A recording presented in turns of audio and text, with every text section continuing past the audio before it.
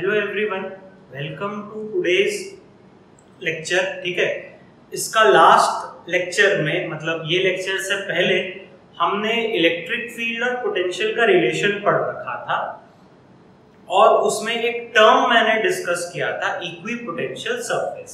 आज उसी पे ही हमारा पूरा लेक्चर रहेगा। बहुत इंपॉर्टेंट है, स्कूल एग्जाम्स में इससे सवाल आते भी हैं आपको। तो इक्विपोटेंशियल सरफेसेस, तो सरफेसेस मतलब आपको समझ में आ गया होगा कि ये एक क्या रहेगा, सरफेस रहेगा। ठीक है, तो नाम से ही समझ में आ रहा है इक्विपोटेंशियल। तो an equipotential surface is that surface at every point of which electric potential is what constant या same। तो एक इक्विपोटेंशियल सरफेस ऐसा सरफेस रहेगा जहां पे हर जगह पर पोटेंशियल की वैल्यू क्या रहेगी, सेम रहेगी।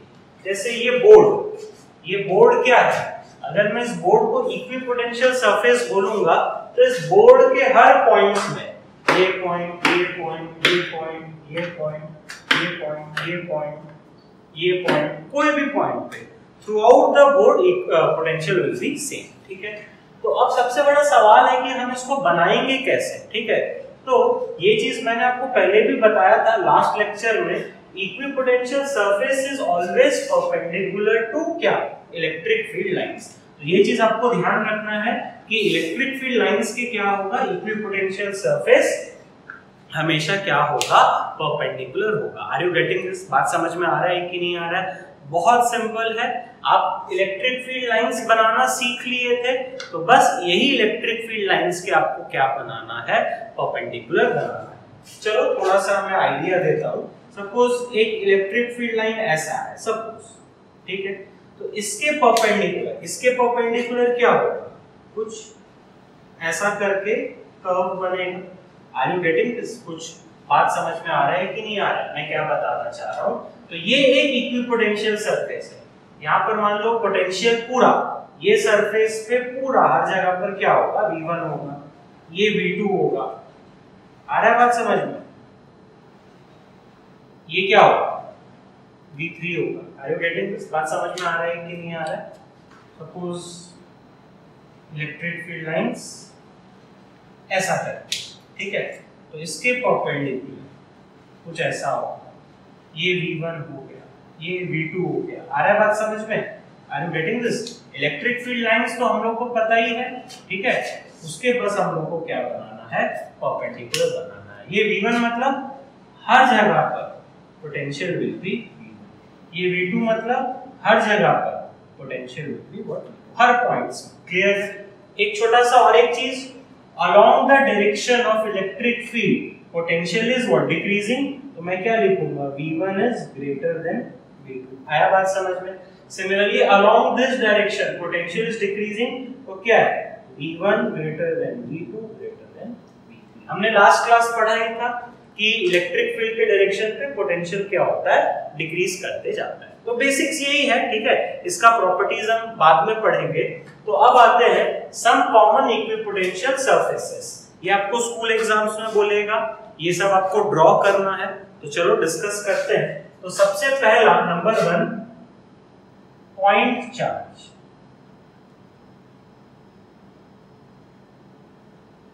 ठीक है, किसके लिए आपको ये निकालना है, आपको ये पॉइंट चार्ज के लिए निकालना है। तो देखो चलो मैं डिस्कस करता हूं।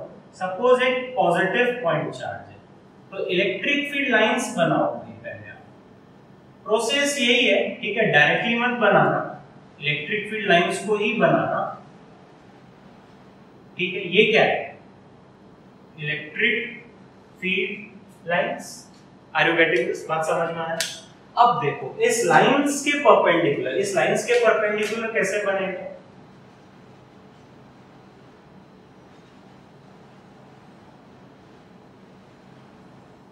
कुछ इस तरीके से करके बनेगा। आ रहा है बात समझ में? ये जितने भी ब्लैक वाले हैं ये क्या है, इक्विपोटेंशियल सरफेस। आ रहा है बात समझ में? क्लियर है? देखो ये ब्लू वाला क्या है, इलेक्ट्रिक फील्ड लाइंस। ठीक है, आप बोलोगे सर नहीं हम इलेक्ट्रिक फील्ड लाइंस नहीं बनाएंगे, हम will not draw electric field lines, will directly draw equipotential surface। तो वो भी सही है, बट तुमको रिलेशन आना चाहिए कि इलेक्ट्रिक फील्ड लाइन से इक्विपोटेंशियल सरफेस उसके क्या है, परपेंडिकुलर है।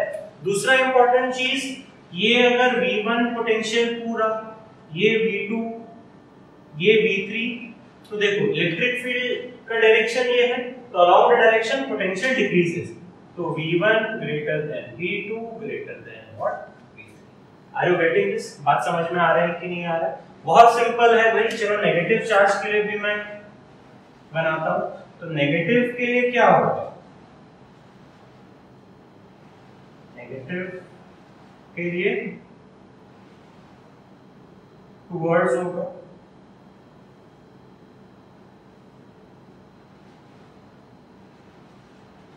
आ रहा है बात समझ में, क्लियर है? पॉजिटिव के लिए आ गए हैं, नेगेटिव के लिए क्या होगा, टुवर्ड्स। तो ऐसा ऐसा ऐसा, ठीक है, क्लियर है? मैं तीन ही तो बना रहा हूं, आ रहा है बात समझ में? तो ये ब्लू वाला क्या है, इलेक्ट्रिक फील्ड लाइंस, और ये वाला क्या है, इक्वी पोटेंशियल सरफेस। आपका मान हो डायरेक्टली आप ब्लैक वाला ही बनाओगे। देखो ब्लू वाला is not the answer, black वाले जो है वो आपका आंसर हुआ। अब इसमें देखो ये V1, ये V2, ये V3, तो डायरेक्शन क्या हो रहा है, ऐसे हो रहा है, तो along the direction it is decreasing. तो इसमें सबसे बड़ा कौन है, V3 greater than V2 greater then V1। दोनों में आपको डिफरेंस समझ में आया कि नहीं आया? इसलिए देखो मैं प्लस और माइनस दोनों बनाया हूं।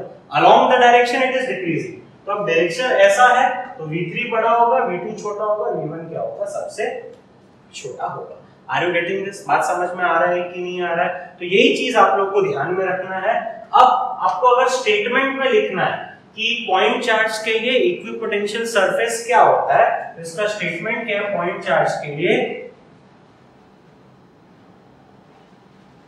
Concentric shells. कुछ बात समझ में आया कि नहीं आया? इक्विपोटेंशियल पॉइंट चार्ज के लिए क्या है, कंसेंट्रिक शेल्स। दिख रहा है V1, V2, V3। तो ये 3 डायमेंशन में क्या बनेगा, शेल बनेगा, मतलब एक सरफेस है। शेल में क्या होता है, सिर्फ सरफेस रहता है, इसमें भी क्या है, शेल्स बन रहा है। तो आपको अगर स्टेटमेंट पूछा कि equipotential surface for a point charge are what, तो they are concentric shells. Draw करने बोला तो आप अगर इलेक्ट्रिक फील्ड लाइंस नहीं बनाना चाहो तो खाली गोल गोल भी आप क्या कर सकते हो, बना सकते हो। अब चलो नेक्स्ट देखते हैं। अब ये दोनों डिस्कस करते हैं। तो पहला क्या आ गया, for a pair of equal and similar charges. तो इक्वल एंड सिमिलर मतलब ये प्लस Q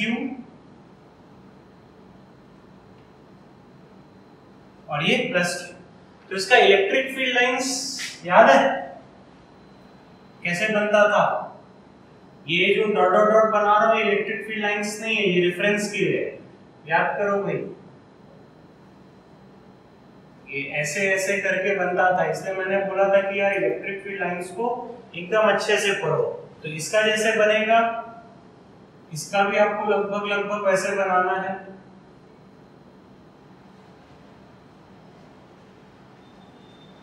ठीक है, आ रहा है बात समझ में? पॉजिटिव है तो ये ऐसे ऐसे ऐसे करके है।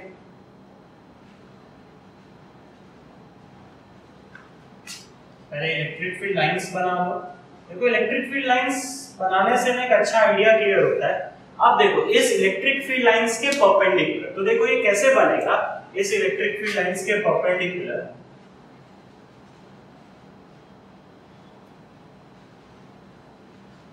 देखते जाओ कैसे मैं बना रहा हूं। You need not be artistic, आपको बस याद रखना है, ठीक है? एक ऐसा बनेगा, एक ऐसा आपको कॉमन बनाना है। आप चाहो तो एक और कॉमन बना सकते हो।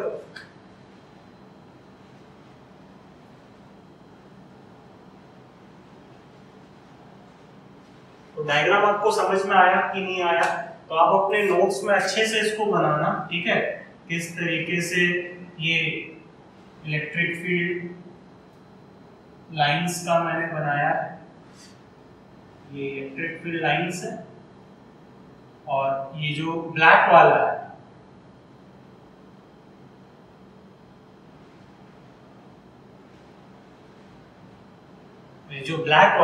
ये ब्लैक वाला क्या है, इक्विपोटेंशियल सरफेस है। जब थोड़ा सा आप इसको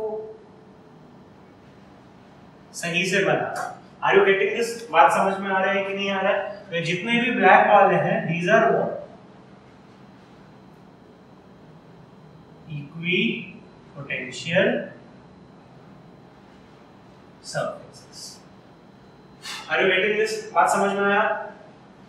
अब थर्ड वाले पे आते हैं। तो थर्ड वाला क्या बोल रहा है? फॉर अ पेयर ऑफ क्या, equal and opposite charges, dipole बोलते हैं। तो plus Q, this is minus Q. इसमें देखो कुछ इस तरीके से बनता है, ठीक है।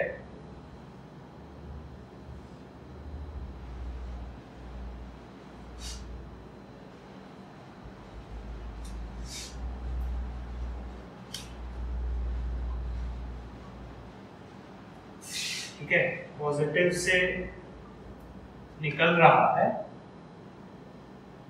और नेगेटिव पे जा रहा है, ठीक है, क्लियर है। तो इसमें कुछ इस तरीके का हम लोग को बनाना होगा।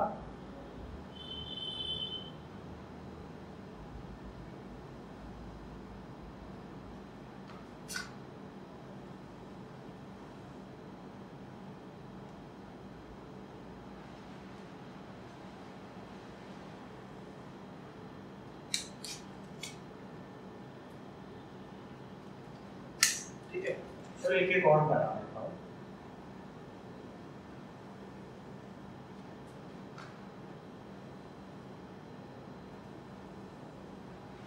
ठीक है, ये जितने भी ब्लैक वाले हैं आपके क्या है, equipotential surface. Clear?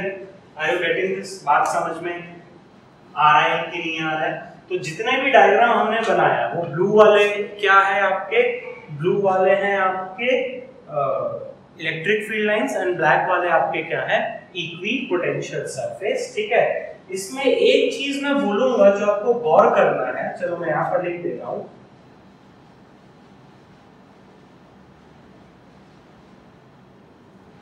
Equipotential surfaces gets closer near the charge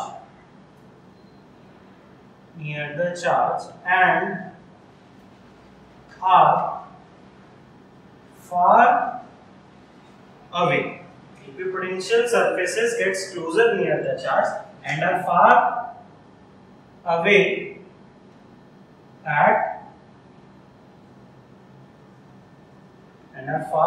and are far apart, listen now, and are far apart at large distance away from the charge। ठीक है, इसका रीजन हम लोग बाद में समझेंगे। ये चीज कई बार डाइपोल में पूछ लेता है कि ये डायग्राम से आप क्या कंक्लूजन निकाल सकते हो, या इस डायग्राम से आप क्या रिलेट कर सकते हो। तो वो कंक्लूजन ये है कि चार्ज के बगल में आपको दिख रहा है, चार्ज के पास में इक्विपोटेंशियल सरफेस पास हो गए, चार्ज के दूर में उनका गैपिंग क्या हो गया, ज्यादा हो गया। चार्ज के पास में क्या है, देखो ये चार्ज है आपका,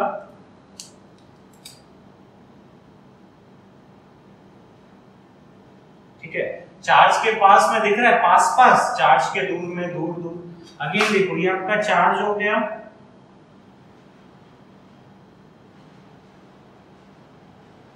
ठीक है, चार्ज के पास में पास पास, चार्ज के दूर में क्या हो गया, दूर दूर हो गया। तो ये चीज आपको ध्यान में रखना है कि equipotential surfaces gets closer near the charge, charge के बगल में पास पास आ गए, and are far apart at larger distance from the charge, charge से दूर में वो दूर हो गए।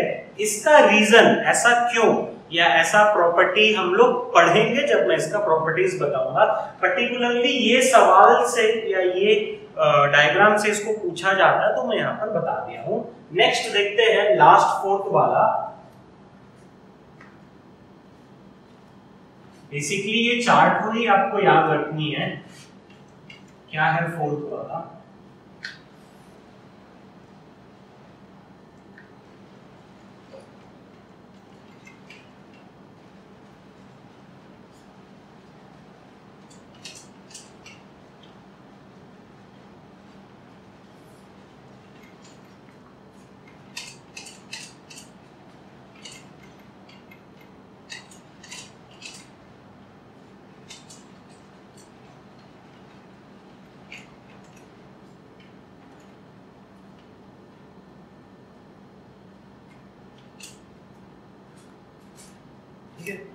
फोर्थ वाला है फॉर यूनिफॉर्म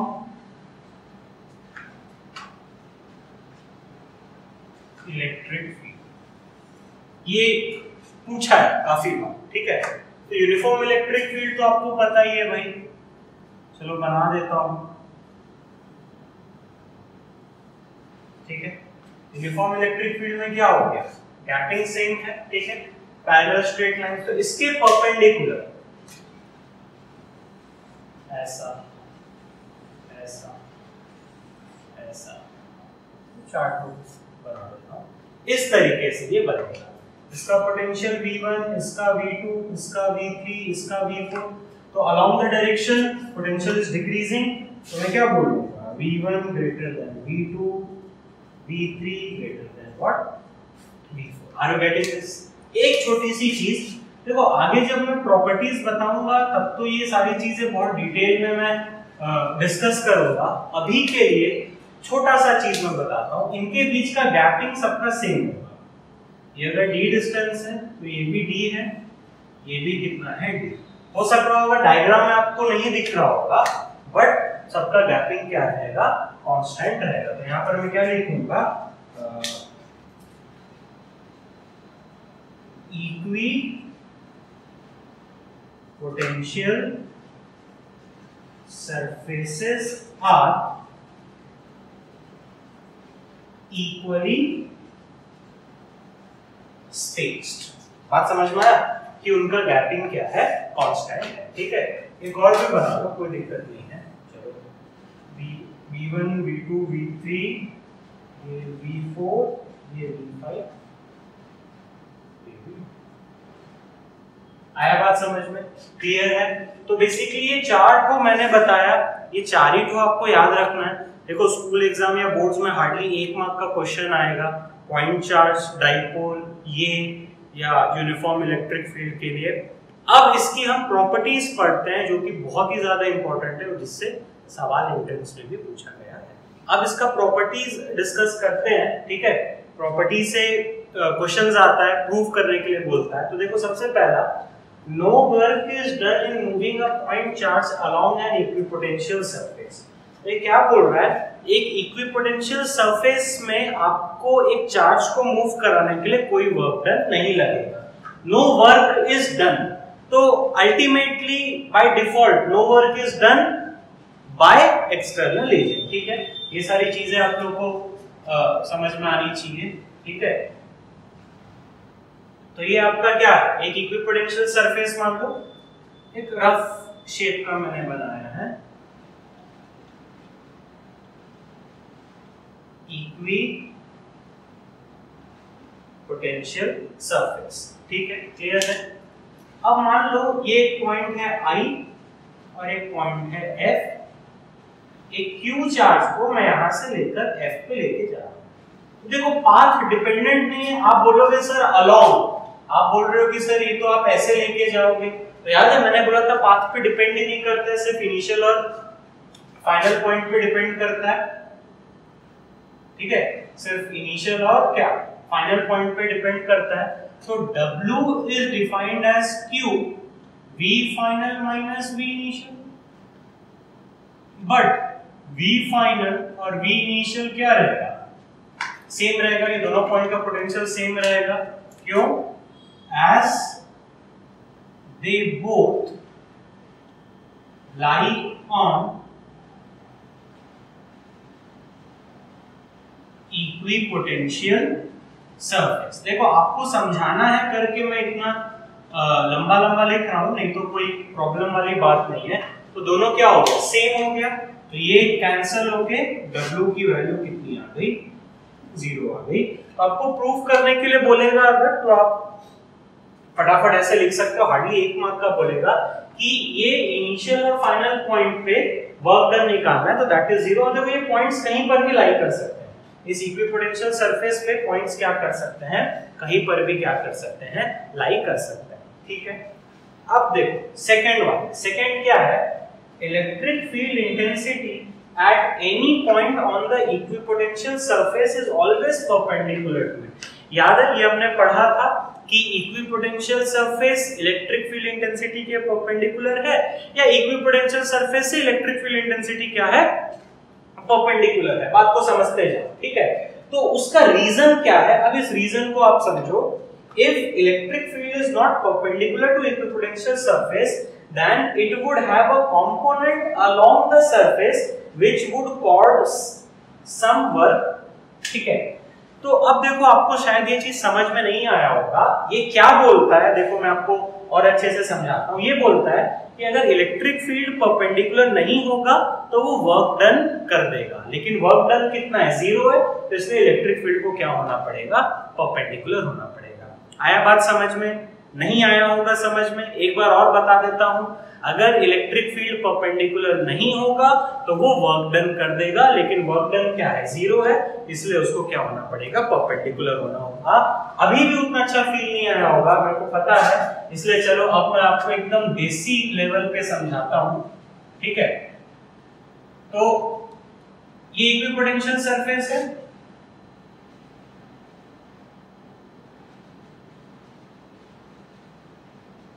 ठीक है, क्या है भाई, इक्विपोटेंशियल सरफेस, ठीक है। तो ये इलेक्ट्रिक फील्ड है आपका, और मान के चलो ये सरफेस से एंगल क्या बना रहा है, थीटा बना रहा है, ठीक है। आ रहा है बात समझ में, ये इक्विपोटेंशियल सरफेस, तो हमको प्रूफ क्या करना है, देखो मैं हर चीज को आपके लेवल पे ला के समझा रहा हूं। To prove theta equals to कितना, 90 डिग्री, है ना, तभी जाके ये इलेक्ट्रिक फील्ड क्या हो गया, परपेंडिकुलर हो गया। तो बात समझो, एक चार्ज मैं यहां रख देता हूं Q, इसको स्मॉल डिस्प्लेसमेंट दिया dx, आया बात समझ में, एक चार्ज है Q, उसको स्मॉल डिस्प्लेसमेंट दिया dx, ठीक है। Let W is work done by electric field for small displacement dx, या dw लिख लो, कोई दिक्कत नहीं है, ठीक है। तो देखो dw work is what, fs cos theta, force, इसमें फोर्स कितना लगेगा, E into Q, आया बात समझ में, इलेक्ट्रिक फील्ड के कारण फोर्स क्या लगेगा इसमें, E into Q, और उस फोर्स का डायरेक्शन क्या होगा, अलोंग द इलेक्ट्रिक फील्ड, मतलब इस पे फोर्स कुछ ऐसे करके लगेगा, चलो मैं ऐसे करके दिखा दे रहा हूं, ये फोर्स है और ये क्या है, इलेक्ट्रिक फील्ड, ठीक है, समझ में आ रहा है, उस पे फोर्स लग रहा है। तो force is what, E into Q, displacement is what, dx, ठीक है। तो f और dx के बीच का एंगल कितना हो गया, cos थीटा, आया बात समझ में। देखो फिर से समझा रहा हूं, इलेक्ट्रिक फील्ड थीटा एंगल पे मेरे को प्रूव करना, थीटा इज 90 डिग्री, तो इलेक्ट्रिक फील्ड के कारण इस चार्ज क्यू पे फोर्स लगेगा ऐसे अलोंग इट्स डायरेक्शन, मैंने डिस्प्लेसमेंट ऐसे करके दिया है अलोंग द सरफेस, ठीक है। Displacement dx is what, along surface, चलो लिख दे रहा हूं, अलोंग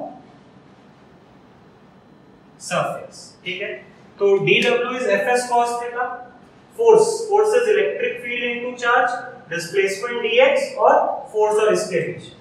बट अभी देखो हमने पढ़ा W इज 0, वर्क डन क्या होता है, 0 होता है, हम लोग ये पढ़े ना, वर्क डन इज 0, तो dw भी इक्वल्स टू 0, तो यहां पर मैं क्या लिख दूंगा, 0 equals to E into Q into dx into cos theta. तो अब देखो क्या इलेक्ट्रिक फील्ड 0 होगा, नहीं, चार्ज जीरो होगा नहीं, डिस्प्लेसमेंट जीरो नहीं है भाई, मैंने तो दिया ही है, तो cos थीटा इक्वल्स टू 0। तो इससे क्या आया, cos थीटा इक्वल्स टू 0, तो इससे क्या आ गया, थीटा इक्वल्स टू 90। आया बात समझ में, क्लियर है, फील आया होगा।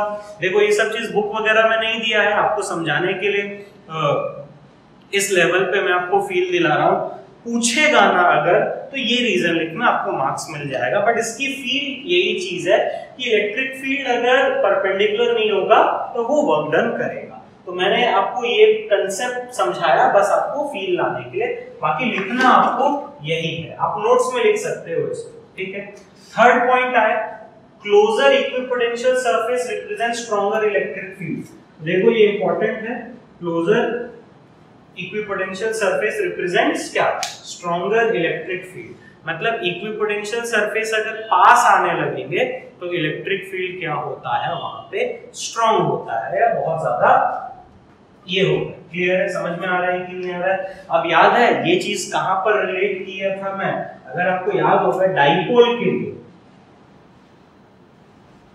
प्लस क्यू माइनस क्यू, तो देखो इसका इक्विपोटेंशियल सरफेस कुछ ऐसा बना।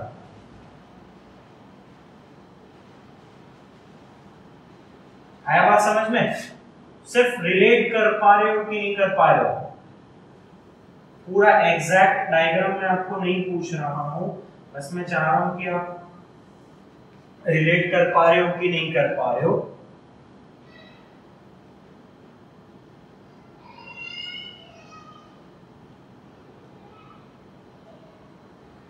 ठीक है, क्लियर है, समझ में आ रहा है कि नहीं आ रहा है। तो इसमें क्वेश्चन क्या पूछेगा आपसे कि why equipotential surface gets closer near the point charge। आया बात समझ में, देखो पॉइंट चार्ज के पास में इक्विपोटेंशियल सरफेस क्लोजर हुए, तो the answer is because near the क्या, point charge electric field is strong. आया बात समझ में, मैं क्या बोल रहा हूं क्या नहीं बोल रहा हूं। तो इलेक्ट्रिक फील्ड क्या हो गया, स्ट्रॉन्गर हो गया, कहां पे, जहां पॉइंट चार्ज के पास में। इलेक्ट्रिक फील्ड अगर स्ट्रॉन्गर है तो इक्विपोटेंशियल सरफेस भी पास होगा। अब इसका उल्टा मतलब आप निकाल सकते हो कि अगर इक्विपोटेंशियल सरफेस दूर होगा तो वहां पर इलेक्ट्रिक फील्ड क्या होगा, वीक होगा। तो यहां पर लिख सकता हूं मैं and vice versa. Are you getting this, बात समझ में आ गया कि नहीं आ गया।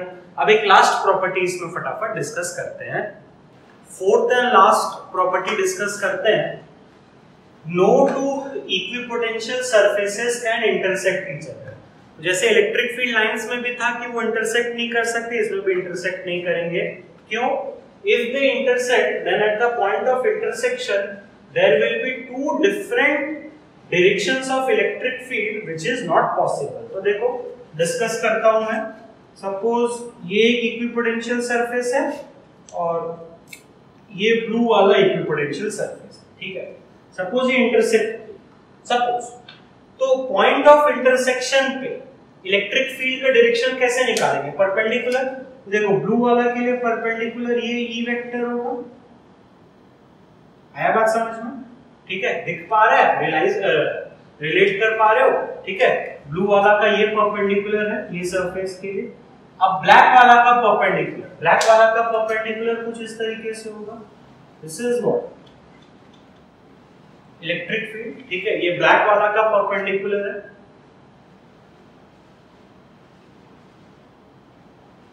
तो क्या दो डायरेक्शंस पॉसिबल है, नहीं भाई, दो डायरेक्शंस पॉसिबल नहीं है। अब ब्लू वाला के लिए ब्लू देखो, ब्लैक वाला के लिए ब्लैक देखो, तो two perpendicular so they will not intersect. इस तरीके का सिचुएशन नहीं हो सकता है।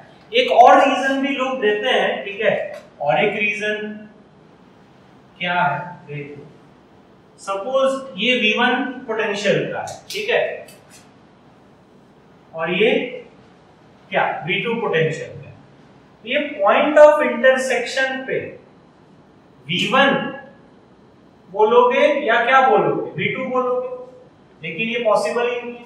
आ रहा है बात समझ में?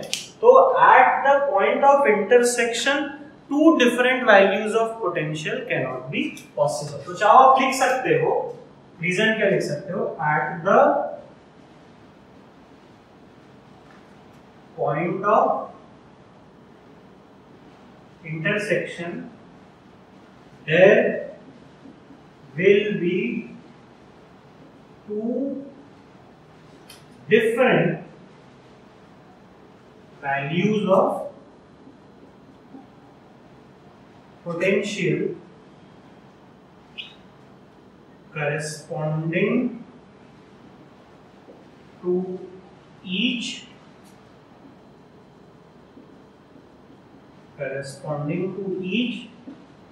equipotential surface। समझ में आया?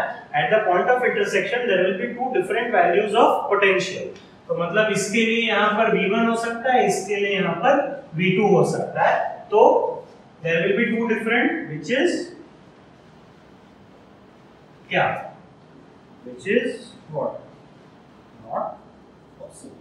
तो कोई भी रीजन लिख सकते हो। देखो अलग अलग बुक में अलग अलग चीज लिखा रहता है, बट मैं कंपाइल करके आपको सारी चीज बता दिया हूँ। तो यहाँ तक पूरा इक्विपोटेंशियल सरफेस कंप्लीट हो गया है। अब एक बहुत अच्छा एग्जांपल मैं डिस्कस करता हूँ, सीबीएसई में आया हुआ है, जिससे आपको और अच्छा एक अंडरस्टैंडिंग डेवलप हो जाएगी। अब ये 3 केसेस डिस्कस करते हैं, सीबीएसई ने पूछा था, बहुत अच्छा अंडरस्टैंडिंग होगा। देखो, electric field is constant in magnitude, तो ऐसा करके इलेक्ट्रिक फील्ड बनाया मैंने, मैग्नीट्यूड क्या है, कांस्टेंट, ठीक है। तो इसके लिए इक्विपोटेंशियल सरफेस,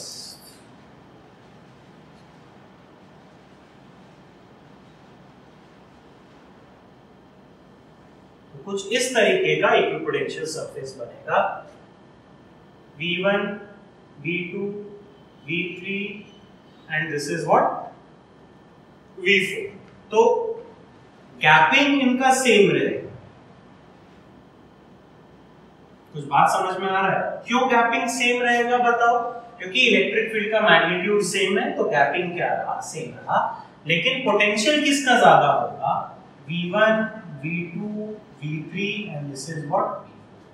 आया ये टेक्निक समझ में कि मैं क्या बोल रहा हूं, क्या नहीं बोल रहा हूं? तो along the direction of electric field potential decreases, तो V4 सबसे कम हुआ। गैपिंग इक्विपोटेंशियल सरफेस का सेम है क्योंकि उसका मैग्नीट्यूड कांस्टेंट है। अब ये वाला देखो, electric field is increasing along x axis. तो देखो इसको समझना मैं कैसे बना रहा हूं कि इलेक्ट्रिक फील्ड का जो वैल्यू है वो अलोंग एक्स एक्सिस क्या हो रहा है, बढ़ते जा रहा है। तो देखो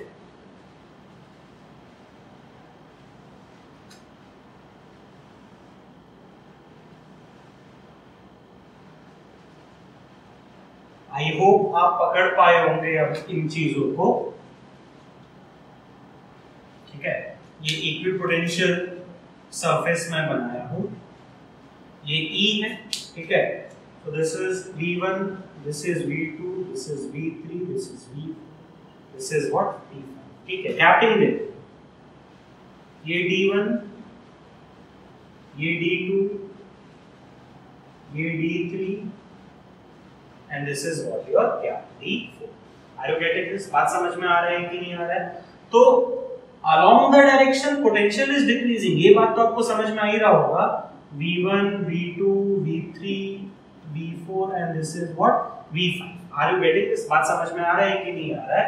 लेकिन along the direction इस तरीके से जाने के, पॉजिटिव एक्स एक्सिस जाने से इलेक्ट्रिक फील्ड का वैल्यू बढ़ रहा है। इलेक्ट्रिक फील्ड का वैल्यू बढ़ेगा तो उसका गैपिंग क्या हो रहा है, कम होते जा रहा है। हमने पढ़ा था ना, closer electric field lines represent what, closer electric field lines, sorry closer equipotential represent stronger electric field. तो it is what, gapping is decreasing. Clear है, समझ में आ रहा है कि नहीं आ रहा है?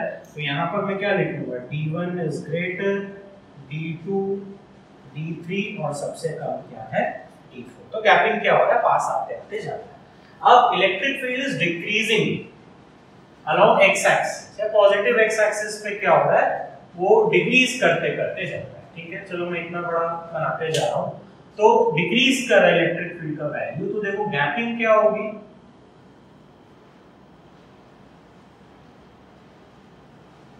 Gapping will keep on increasing. Are you getting this? बात समझ में आ रहा है कि नहीं आ रहा है मैं क्या बता रहा हूं? ये आपका हो गया E, ठीक है, इसका potential V1, V2, V3, V4, तो along the direction potential is decreasing. ठीक है, इस पे आपको कोई दिमाग ही नहीं लगाना है, लेकिन यहाँ पर इलेक्ट्रिक फील्ड कम है, यहाँ पर इलेक्ट्रिक फील्ड ज्यादा है, इलेक्ट्रिक फील्ड ऐसे डिक्रीज कर रहा है, तो गैपिंग क्या हुआ, बढ़ते बढ़ते हो गया। This is D1, this is D2 and this is what your D3। Are you getting? बात समझ में आ रहा है? तो D3 बड़ा है, फिर D2 बड़ा है, फिर सबसे कम क्या है, D1। Are you getting this? बात समझ में आ रहा है कि नहीं आ रहा है? तो आई होप ये 3 केसेस करने के बाद आपका कंसेप्ट और ज्यादा अच्छे से समझ में आ गया होगा। फिर भी चलो थोड़ा सा नोट करके मैं चीजों को समराइज कराता हूँ। हमेशा मेरा हैबिट रहता है कि थोड़ा सा आपको एसेंस मिल जाए, समराइज किया हुआ मिल जाए। तो देखो मैं क्या बोलूंगा, direction of electric field, electric field का मैग्नीट्यूड होगा, डायरेक्शन होगा, direction of electric field gives what,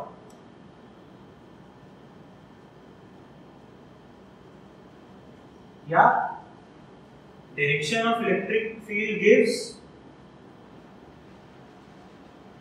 value of potential of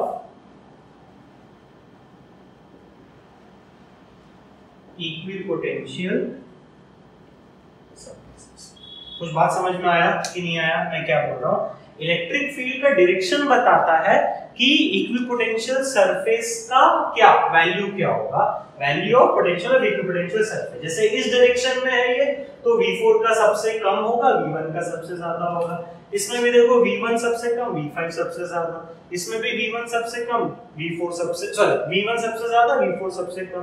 ये इलेक्ट्रिक फील्ड का डायरेक्शन बताता है। ठीक है, और मैग्नीट्यूड ऑफ इलेक्ट्रिक फील्ड क्या बताता है? Magnitude of electric field will give what? Magnitude of electric field will give gapping या spacing between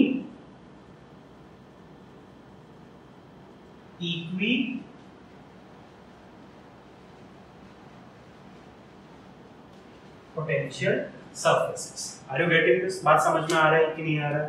मैं क्या बता रहा हूँ, क्या बता रहा हूँ या क्या आपको बोलना चाह रहा हूँ?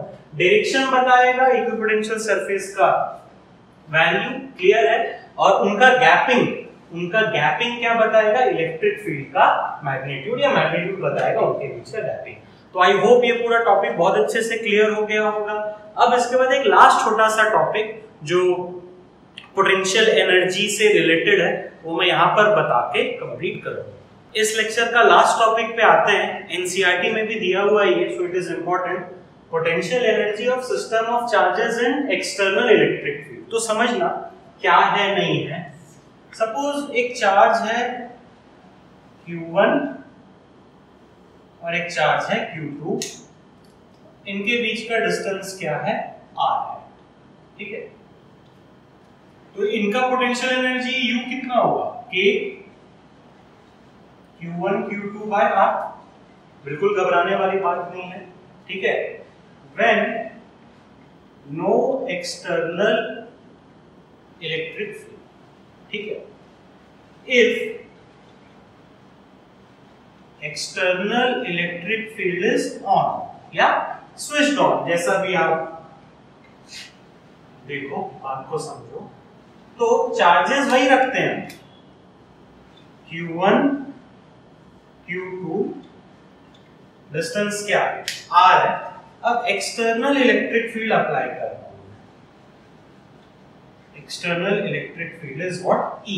ठीक है, Q1 जहां पर रखा है that is point A, Q2 जहां पर रखा है दैट इज पॉइंट, तो U इक्वल्स टू, अब देखते हैं, इन दोनों का तो होगा K Q1 Q2 by R, plus Q1 का इलेक्ट्रिक फील्ड के साथ। तो याद है इलेक्ट्रिक फील्ड में पोटेंशियल एनर्जी कैसे लिखना सिखाया था? That is potential at point A into Q1 plus potential at point B into Q। Clear है? बात समझ में आया कि नहीं आया? तो ये तीनों टर्म्स को आपको क्या करना है? ऐड करते जाना है। बहुत ही ज्यादा सिंपल है भाई, कोई सोचने वाली बात नहीं है। एक एग्जांपल करा देता हूं मैं।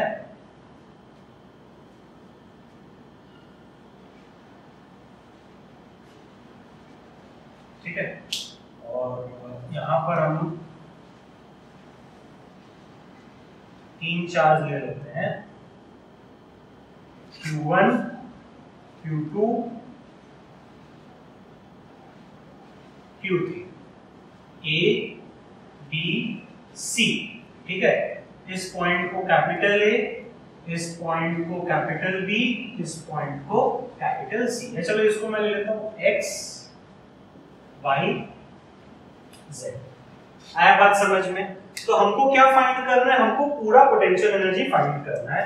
तो देखो पहले इन तीनों का अपना खुद का होगा, इसका K Q1 Q2 by A plus sorry by X, इसका K Q1 Q3 by Z plus इन दोनों का हमने सीख लिया K Q2 Q3 by Y। ठीक है, समझ में आ गया कि नहीं आ गया? बहुत सिंपल था। इन तीनों का हम लोग क्या कर दिए? ऐड कर दिए। अब Q1 का इलेक्ट्रिक फील्ड के साथ तो क्या लिखूंगा? Plus V at A into Q1, ठीक है, इसका V at B into Q2 plus V at C into क्या? तो ये जो वैल्यूज रहेगी ना VA, VB, VC, ये आपको दी भी रहेगी या आपको कुछ डाटा दिया हुआ रहेगा जिससे आप निकाल सकते हो। सीबीएसई में जस्ट इसका थ्योरी पूछा था, ये थ्योरी मैं आपको बता दिया हूं। तो यहां तक पोटेंशियल आपका सेकंड चैप्टर की पूरी थ्योरी मैंने कंप्लीट कर दी है। प्लीज इसको रिवाइज करना, कुछ डाउट्स होगा तो फिर हम लोग डिस्कस करेंगे। Thank you.